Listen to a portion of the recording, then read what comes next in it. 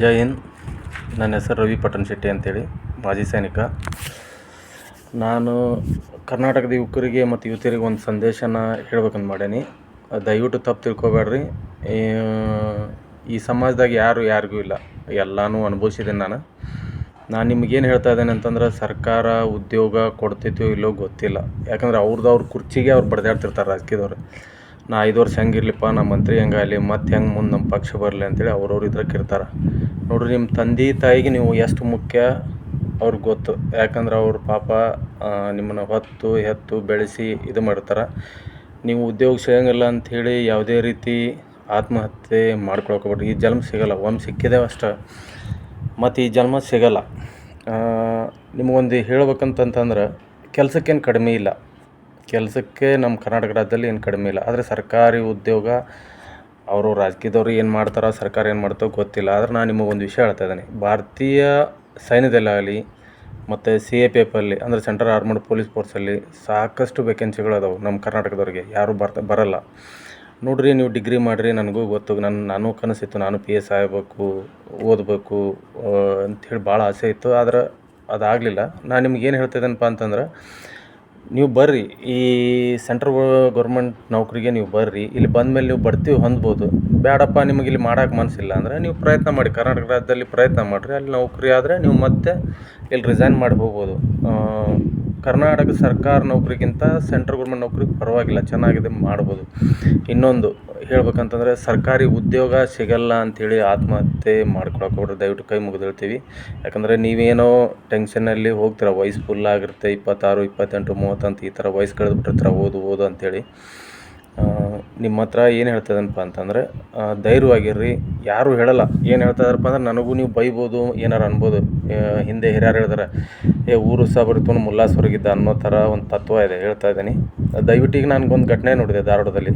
ನೋಡಿರಿ, ಯಾರಿಗೂ ಇಲ್ಲ. ನೀವು ಹೋರಾಟ ಅಂತ ಹೋದರೆ ನಿಮ್ಮ ಮೇಲೆ ಕೇಸ್ ಆಗಿ FIR ಆದರೆ ನಿಮಗೆ ಸರ್ಟಿಫಿಕೇಟ್ ಸಿಗೋಲ್ಲ.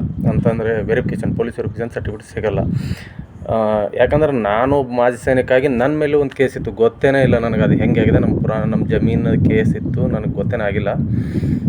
ಅದು ಯಾವಾಗಾಯಿತು ಏನಂತಂದ್ರೆ, ನಾನು ಹಾಗೆ ಒಂದು ವೆರಿಫಿಕೇಷನ್ ಅಂತ ಹೋದೆ. ಆದರೂ ಸುಮಾರು ಕಾಡಿಸಿದ್ರು ಪೊಲೀಸರು 10-15 ದಿನ. ಆದ್ರೆ ನಾನು 1 ರೂಪಾಯಿ ದುಡ್ಡು ಕೊಡಲಿಲ್ಲ. ಅವ್ರು ಏನೋ ದುಡ್ಡು ಕೊಡ್ತಾನೆ ಹುಡುಗ ಹಂಗೆ ಹಿಂಗೆ ಅಂತ. ನಾನು ಹಾವೇರಿ SP ಆಫೀಸಿಗೆ ಹೋದೆ.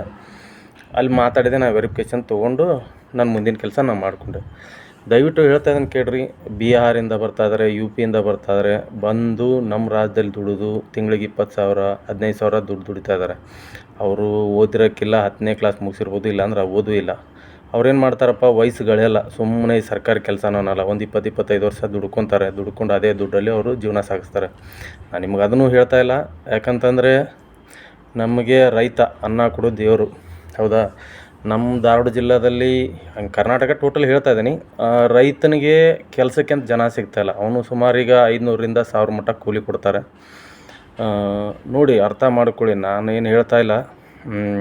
ಯಾಕಪ್ಪ ಅಂತಂದರೆ, ನಿಮಗೆ ಬೇಜಾರಾಗ್ಬೋದು. ನಾವು ಇಷ್ಟೊಂದು ಓದಿದ್ದೀವಿ, ಈ ಕೆಲಸ ಮಾಡ್ಬೇಕು, ಆ ಕೆಲಸ ಮಾಡ್ಬೇಕಂತೇಳಿ. ನಾನು MA ಸೋಷಾಲಜಿ ಮಾಡಿದ್ದೀನಿ, ನಾನು ದನ ಕಾಯ್ದಿದ್ದೀನಿ, ಎಲ್ಲ ಮಾಡಿದ್ದೀನಿ, ಇಲ್ಲ ಅನ್ನಂಗಿಲ್ಲ. ಆದರೆ ನಾನು ನಿಮ್ಗೆ ಹೇಳೋಕ್ಕೆ ಬಯಸೋದು, ಬಾಂಗ್ಲಾದೇಶದವ್ರು ಬಂದು ಕರ್ನಾಟಕದಲ್ಲಿ ಕೆಲಸ ಮಾಡಿದಾರೆ ಅಂದ್ರೆ ನೀವು ಅರ್ಥ ಮಾಡ್ಕೊಳ್ಳಿ. ಯಾಕಂದರೆ ನಾನು ಊರಲ್ಲಿದ್ದಾಗ ನನ್ನ ಜಮೀನಲ್ಲಿ ಒಬ್ಬ JCB ಆಪ್ರೇಟ್ರ್ ಬಂದಿದ್ದ. ಅವನು ಮಣ್ಣು ಹಾಕ್ತಾಯಿದ್ದ. ಮಣ್ಣು ಹಾಕಿದಾಗ ನೀನು ಎಲ್ಲಿ ಅವನಪ್ಪ ಅಂತ ನಾನು ಹಿಂದಿಲಿ ಕೇಳಿದೆ. ಅವ್ನು ಹೇಳಿದ, ನಾನು UPಯಲ್ಲಿ. ನಾನು ಆ ಲೊಕೇಶನ್ ನೋಡಿದೆ. ಅವ್ನು ಕೊಡೋ ಉತ್ತರಕ್ಕೂ ಅವನ ಮಾತಿಗೂ ಅರ್ಥ ಇದ್ದಿದ್ದಿಲ್ಲ. ಹೌದಾ?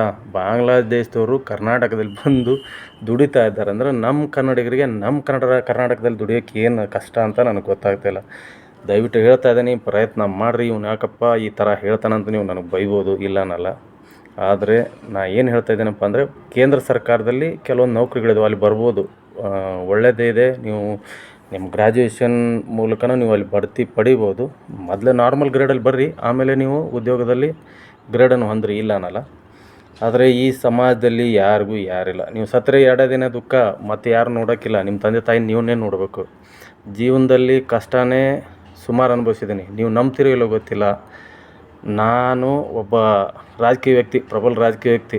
ನೀವು ಯೋಧರದಿರಿ ಶೆಟ್ರ, ನೀವು ಭಾಳ ಕಷ್ಟ ಅನುಭವಿಸಿರಿ, ನಿಮಗೆ ನಾನು ಹೆಲ್ಪ್ ಮಾಡ್ತೀನಿ ಅಂಥೇಳಿ ನಮ್ಮ ಜಮೀನು ವ್ಯವಹಾರದಲ್ಲಿ ಬಂದ. ನಾನು ದುಡ್ದಿದ್ದು ಓಟು ದುಡ್ಡು ಕಿಸ್ಕೊಂಡು ಹೋದ. ನಾನು ಏನು ಮಾಡೋಕ್ಕಾಗಿಲ್ಲ. ಮತ್ತು ನನ್ನ ಮನೆಗೆ ಕರೆಂಟ್ ಇಲ್ಲ. ನಾನಿನ್ನು ಕೇಬಲ್ ವಾರಿಗೆ ಸರ್ವಿಸ್ ವಾರಿಗೆ ಕೊಕ್ಕೆ ಹಾಕ್ಕೊಂಡು ಇದ್ದೀನಿ. ಲೈಟಿಂಗ್ ಕಂಬಲ್ಲಿ ನನಗೆ ಕಲೆಕ್ಷನ್ ಕೊಡ್ತಾ ಇಲ್ಲ. ಹೌದಾ? ಸುಮಾರು ಜನ ಸುಮಾರು ಥರ ನನಗೆ ಕಷ್ಟನ ಅನುಭವಿಸಿದ್ದಾರೆ. ಏನೋ ದೇವ್ರು ನನಗೆ ದಾರಿ ತೋರಿಸ್ತಿದ್ದಾನೆ ನೋಡಿರಿ. ನಾನು, ನನ್ನ ಹೆಂಡ್ತಿ, ನನ್ನ ಮಕ್ಕಳು, ನನ್ನ ಪರಿವಾರ ಅನ್ನಲ್ಲ, ನನಗೆ ಇಡೀ ದೇಶನೇ ಪರಿವಾರ. ಇವೇನಪ್ಪ ಹುಚ್ಚ ಈ ಥರ ಇದ್ದಾನಂತ ನೀವು ಅಂದ್ಕೊಂಡ್ರೂ ಪರವಾಗಿಲ್ಲ. ನಾನು ಸಮಾಜದಲ್ಲಿ ನಡೀತಾ ಇರೋದನ್ನು ಹೇಳ್ತಾ ಇದ್ದೀನಿ. ರಾಜಕೀಯದವ್ರು ಬರ್ತಾರೆ, 5 ವರ್ಷ MLA ಆಗ್ತಾರೆ, MP ಆಗ್ತಾರೆ, ಮಂತ್ರಿನೂ ಆಗ್ತಾರೆ, ಕೇರಳ ದುಬೈಯಲ್ಲಿ ಒಳ್ಳೆ ಆಸ್ತಿನೂ ಮಾಡ್ತಾರೆ. ನಿಮ್ಗೆ ಯಾರು ಆಗಲ್ಲ. ಎಲ್ಲೋ ಈ ತಮ್ಮ ಬೇಳೆ ಬೇಯಿಸ್ಕೊಳ್ಳೋಕ್ಕೆ ಅವ್ರವ್ರು ಬೆಂಕಿ ಹಚ್ತಾರೆ. ಹುಷಾರಾಗಿರಿ ಯುವಕರೇ.